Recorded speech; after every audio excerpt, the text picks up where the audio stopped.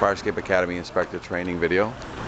Here we are in Tacoma, Washington, and we're doing some inspector training. We're in the back of an alleyway. I really don't have an address,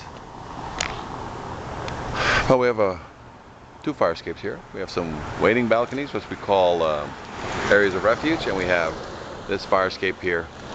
Two things in order for it to pass: must be structurally sound, must be kept painted. So let's take a look at this. Looks like somebody came in here and gave it a good blast of paint, to the point that you can even see blotches on the wall of the fire escape that indicate that somebody painted it, and they painted it right into the walls. So maybe somebody came here with a spray gun and just sprayed. So a lot of times this will occur, a violation was written or something happens, and then these people just come here and quickly paint it. But let's take a look at the second half of the equation, and that is, can we find any evidence that structural work was done? Any evidence that, such as any new hex head bolts on this fire escape. That'll be the indication that somebody did some structural work, then painted it. And we can see on all the staircases all the way up, nothing but square head bolts. We can see on all the railings, nothing but the rivets, original. These are all 50 to 75 years old on this original fire escape. So let's cut closer and see if we can find anything else, any evidence that anything happened on this fire escape. A lot of welding, a lot of add-ons here, but again, the original bolts are staying, and the rust is still in the connection. This joint right here is a perfect example of that. Maybe I can blow into it. That joint is still blown out. The rust is still there, so they just painted over it, even though the rivets on this side, but there's totally blown out. So this staircase is ready to drop on this corner.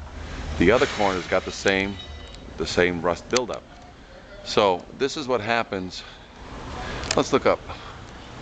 Some of those treads still have rust inside the connections, and on the other side, and again, they're all original square head bolts. We've got a ladder system here that drops to the ground. I'm trying to figure out where the release. Looks like there's a release pad up there, and if you look up, you can start seeing that the supports have the original square head bolts on it. So some cement on that support over there is blown out, was not fixed as part of the repair. And I'm just looking for evidence that there's been some sort of rebolting at any of the rails, and you can't see it on this fire escape. Some of the grading was swapped out to newer grading, that you can see, but the hardware on the treads and the hardware and the supports are original. So it's kind of impossible to have the treads not, which are 50 to 75 years old, not be minimally reinforced with a backup bolt. So you can keep, if those bolts are still good, you just need a backup bolt. But a lot of times on 50 to 75 year old fire escapes, we change out any square head bolts out on them. Or if we like the square head bolts and they still look good, what we do is we back them up with a new bolt.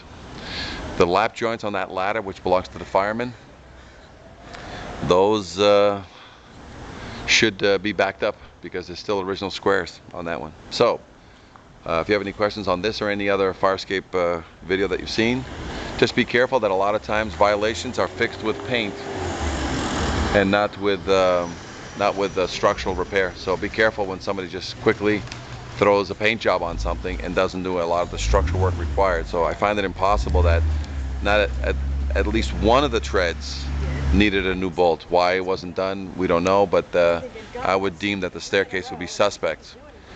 So you got to be careful on these fire escapes. If you want to see any additional videos, go to our YouTube channel, Fire Escape Academy Inspector Training, for this and many other videos that you can see on how to properly inspect and write violations on fire escapes. And should you write a violation on this, it would be repair, paint, and test.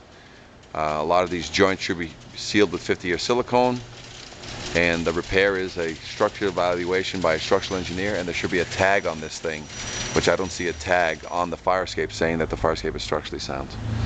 As part of the Tacoma 5-year rule, there should be a tag on this thing.